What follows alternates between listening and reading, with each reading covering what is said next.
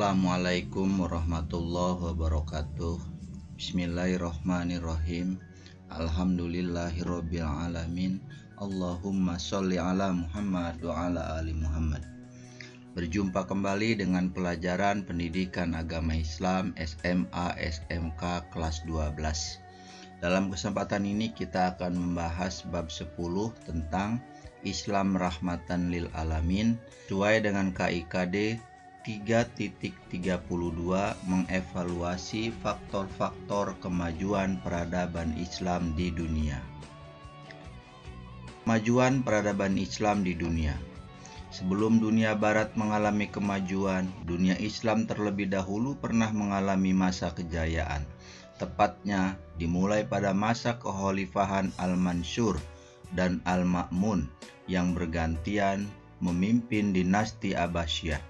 Mereka merintis usaha menerjemahkan karya-karya cendekiawan Yunani ke dalam bahasa Arab.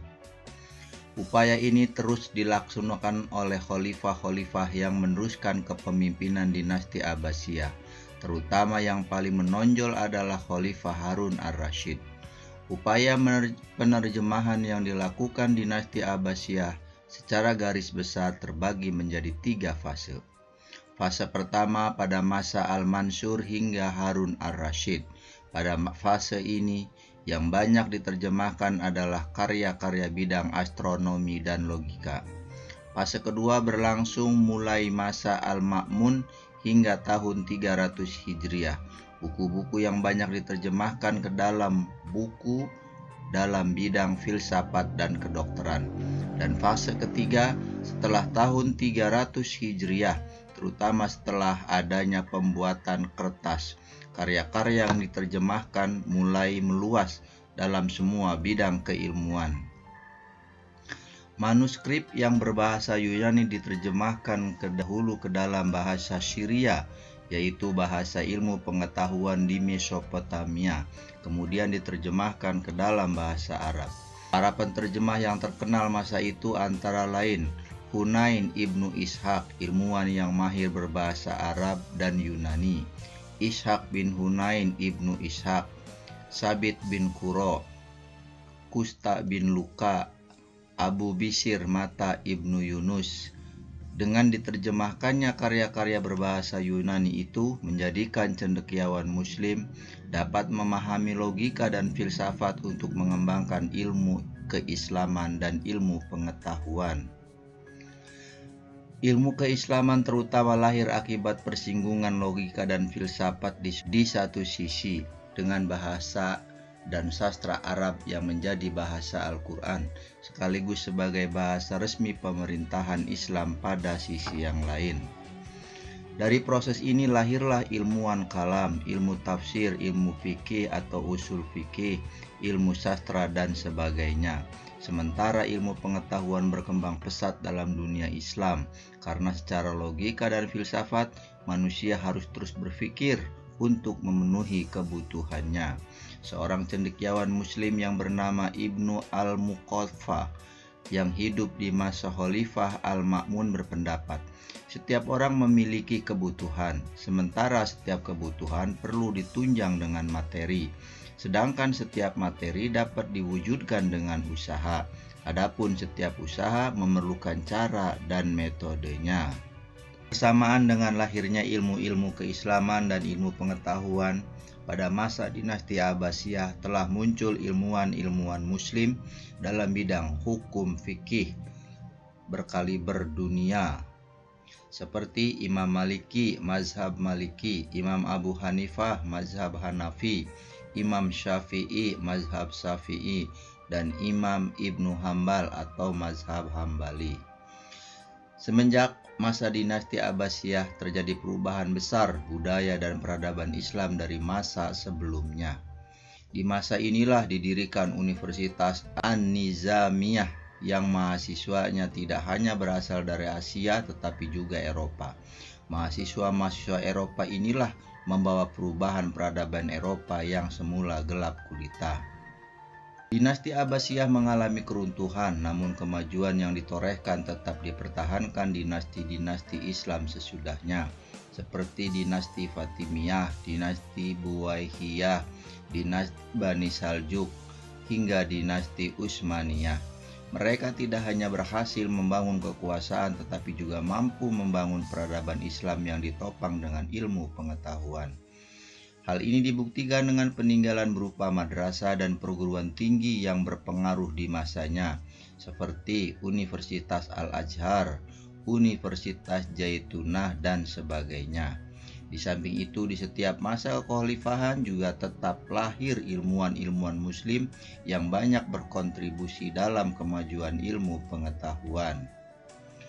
Hanya saja umat Islam pada masanya tertinggal dari Barat yang semula belajar dari dunia Islam. Umat Islam mulai tertinggal dalam bidang ilmu pengetahuan dan teknologi setelah masuknya Napoleon Bonaparte ke Mesir dengan membawa mesin-mesin dan peralatan cetak ditambah dengan tenaga ahli. Hal itu terjadi semenjak munculnya gerakan Renaissance dan revolusi industri di Eropa pada abad ke-18 Masehi. Kejayaan Islam semakin surut secara dramatis setelah wilayah-wilayah Islam berada di bawah kekuasaan imperialisme Eropa. Mereka tidak saja mengeruk kekayaan alam, tapi juga mempersempit ruang dan kesempatan belajar bangsa-bangsa berpenduduk Muslim agar tertinggal dari bangsa Barat. Faktor-faktor kemajuan peradaban Islam di dunia.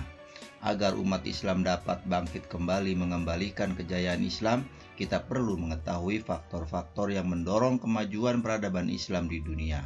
Beberapa faktor yang mendorong kemajuan peradaban Islam adalah sebagai berikut. A. Terjadinya asimilasi antara bangsa Arab dengan bangsa-bangsa lain yang lebih dahulu mengalami perkembangan dalam ilmu pengetahuan.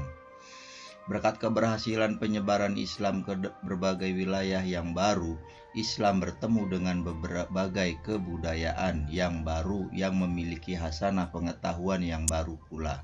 Faktor ini mendorong lahirnya ilmu pengetahuan. B. Kemajemukan dalam pemerintahan dan politik. Untuk mengokohkan dinasti-dinasti Abbasiyah mengambil strategi yang berbeda dengan dinasti Umayyah. Dinasti Abbasiyah meninggalkan corak dinasti Umayyah yang ke-Arab-Araban.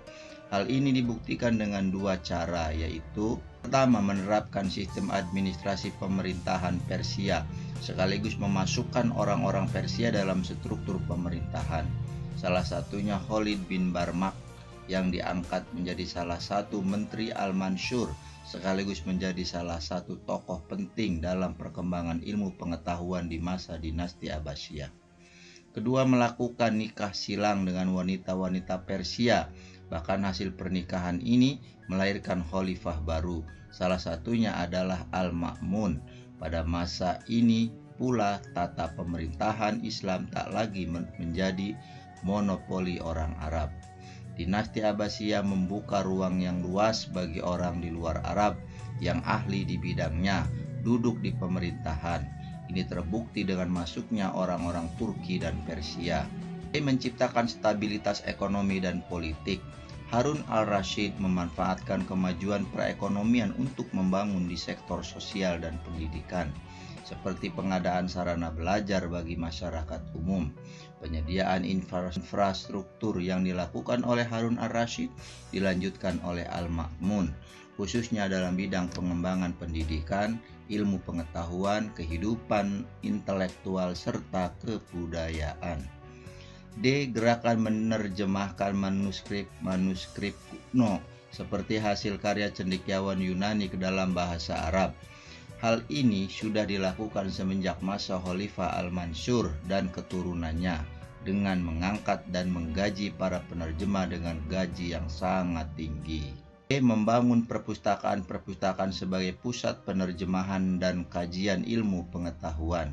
Khalifah Al-Ma'mun yang dikenal sangat mencintai ilmu pengetahuan, mendirikan Baitul Hikmah yang berfungsi sebagai perpustakaan, pusat penerjemahan dan lembaga penelitian. Bahkan di lingkungan istana yang juga didirikan perpustakaan pribadi khalifah yang berfungsi sebagai lembaga pendidikan bagi keluarga istana dan terhimpun di dalamnya para ilmuwan, ulama, dan para pujangga. Demikian pembahasan kita mengenai Islam rahmatan lil alamin, yaitu mengevaluasi faktor-faktor kemajuan peradaban Islam di dunia. Semoga bermanfaat. Wallahu a'lam bishawab. Wabillahi taufik wal hidayah. Wassalamualaikum warahmatullahi wabarakatuh.